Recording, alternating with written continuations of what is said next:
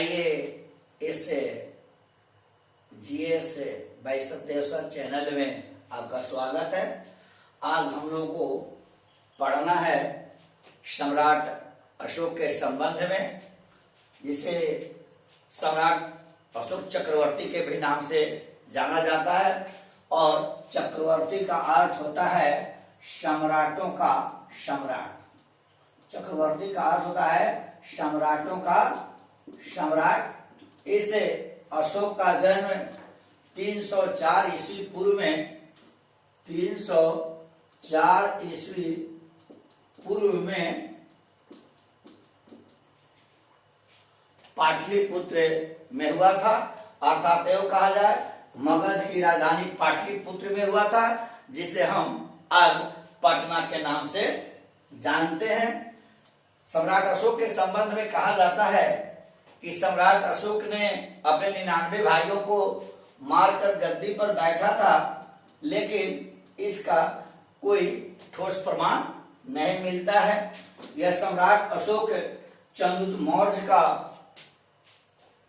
पौत्र था और यूं कहा जाए यह सम्राट अशोक मौर्य वंश का तीसरा शासक था।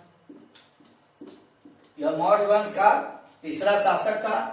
गद्दी पर बैठने के कुछ दिनों के बाद इन्होंने देवानंद प्रियदर्शी की उपाधि प्राप्त की।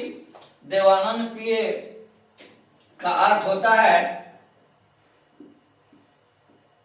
देवताओं का प्रिय, देवताओं का प्रिय। और प्रियदर्शी का अर्थ होता है देखने में सुंदर, देखने में सुंदर। इनके सम्राट अशोक के पिता का नाम बिंदुसार था और माता का नाम सुभद्रांगी था। जब सम्राट अशोक 268 ईस्वी पूर्व में 268 ईस्वी पूर्व में मगध की गद्दी पर बैठा, या यूं कहा जाए मौर्य वंश का शासक बना, तो लेकिन गद्दी पर बैठने की अवधि किसी किसी किताब में 269 भी बताई जाती है। जब सम्राट अशोक गद्दी पर बैठा, उस समय उसके साथ कई चुनौतियां थी।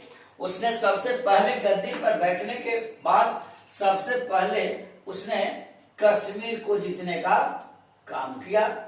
कश्मीर को जीतने के बाद उसका ध्यान मगध राज्य के दक्षिणी भाग में स्थित कलिंग राज्य पर गया। कलिंग राज्य का बड़ा ही सामरिक महत्व था। कलिंग राज्य को जीते बगैर भारत के दक्षिणी भागों में जाना आसान नहीं था। इसलिए सम्राट अशोक ने कलिंग को जीतने का मंसूबा बनाया। इसका बड़ा ही सामरिक महत्व था। इस कलिंग को जीतने के लिए सम्राट अशोक के दादा अर्थात मौर्य वंश का संस्थापक चंद्रगुप्त मौर्य ने भी प्रयास किया था, लेकिन उन्हें सफलता नहीं मिल पाई थी। तो सम्राट अशोक गद्दी पर बैठने के बाद 8 वर्ष बाद अर्थात 261 ईस्वी पूर्व में 261 ईस्वी पूर्व में कलिंग राज्य पर आक्रमण किया। वह आक्रमण बड़ा भयानक था। जब आक्रमण हुआ उस समय कलिंग राज्य में जो रहने वाले लोग थे उसमें 1.5 लाख लोग विस्थापित हो गए।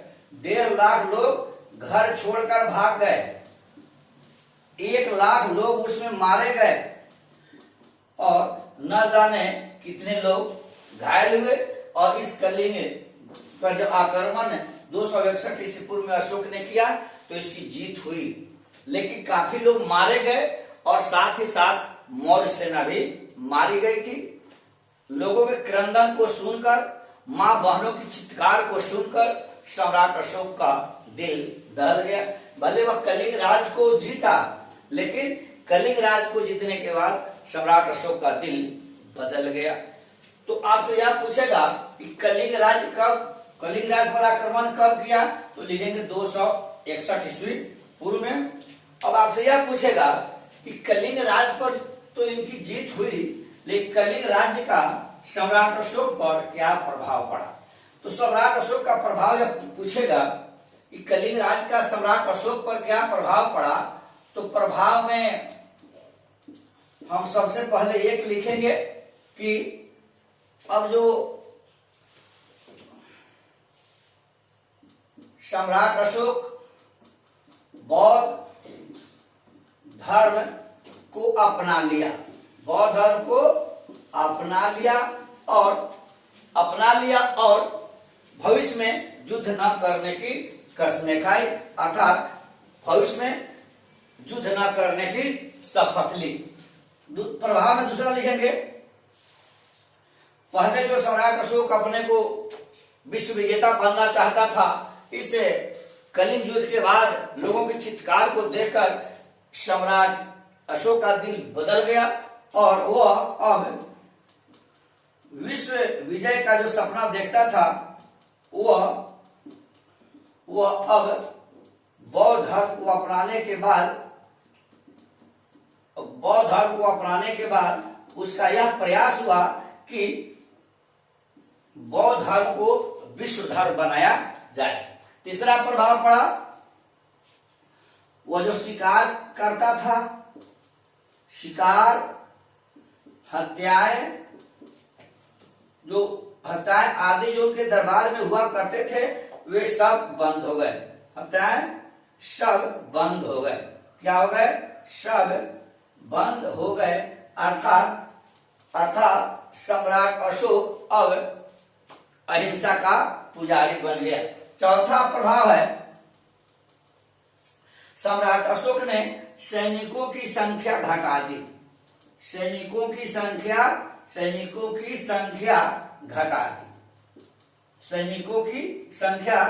घटा दी ताकि उसने यह प्रतिज्ञा कर ली थी अब कि मुझे भविष्य में युद्ध नहीं करना है, लेकिन यही सैनिकों की संख्या को घटाना ही मौर्य साम्राज्य के पतन का सबसे बड़ा कारण बना।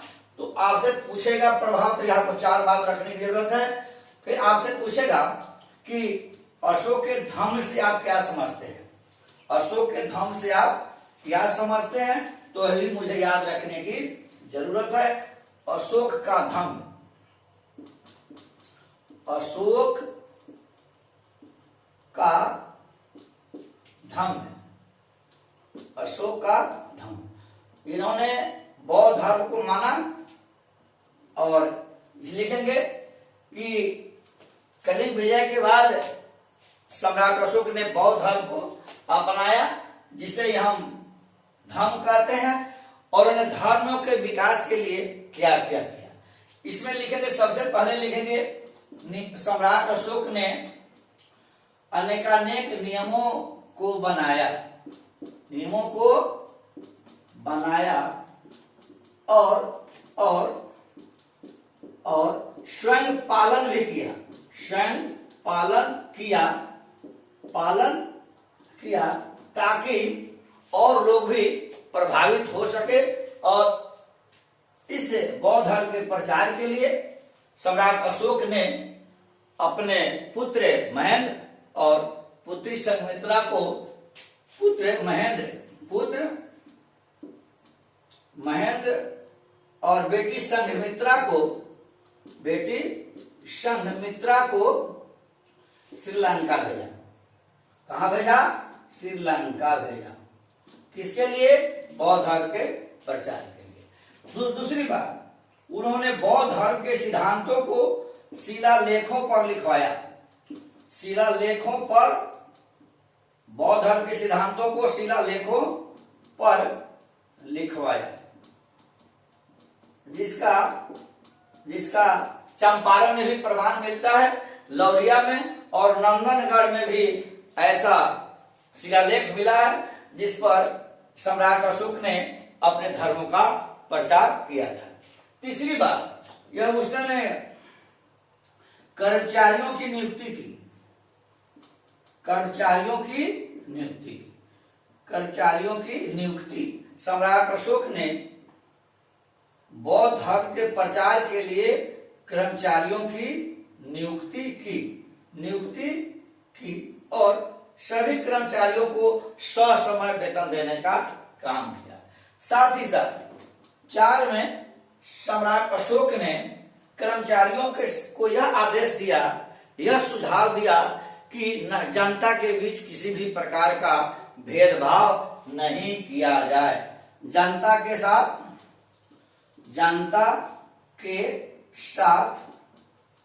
किसी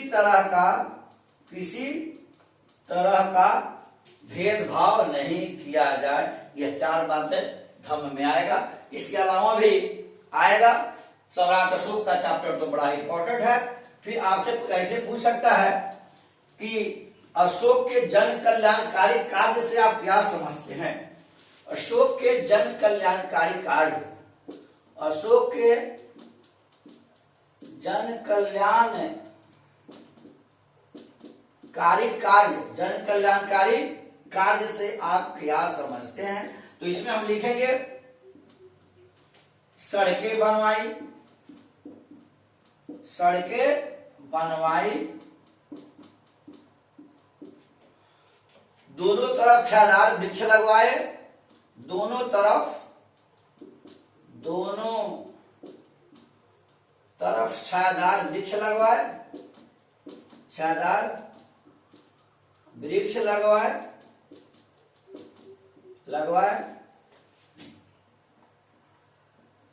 कुएं खुदवाए,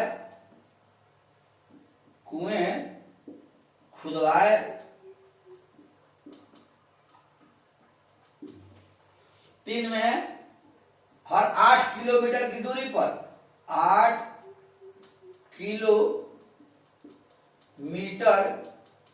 की दूरी पर तालाब खुदवाए, 8 तालाब खुदवाए। चौथी बात है, सबसे इंपॉर्टेंट है, सम्राट अशोक ने लोगों एवं पशुओं के इलाज के लिए निःशुल्क व्यवस्था की। अर्थात ये कहा जाए सम्राट अशोक ने निःशुल्क इलाज की व्यवस्था की,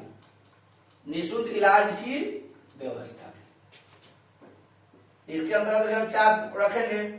इसके साथ ही साथ सम्राट अशोक ने यह घोषणा किया था, उसकी महानता थी कि वह घोषणा किया था कि यदि मैं सैनिक कक्ष में हूं, या मैं खाना खा रहा हूं, या मैं पालकी में बैठकर कहीं जा रहा हूं, और वैसी स्थिति में भी किसी नागरिकों को अगर मुझसे कुछ कहना है, नागरिकों को किसी प्रकार का दर्द यदि है, वह मुझे कहना चाहता है, तो मैं वैसी परिस्थिति में भी एक स्थल पर बैठकर उसकी समस्याओं को सुलझाने का कार्य करूंगा, और मेरा यथासंभव यह प्रयास होगा कि हम जनता की समस्याओं का समाधान ठीक से कर सकें। जय हिंद, जय भारत।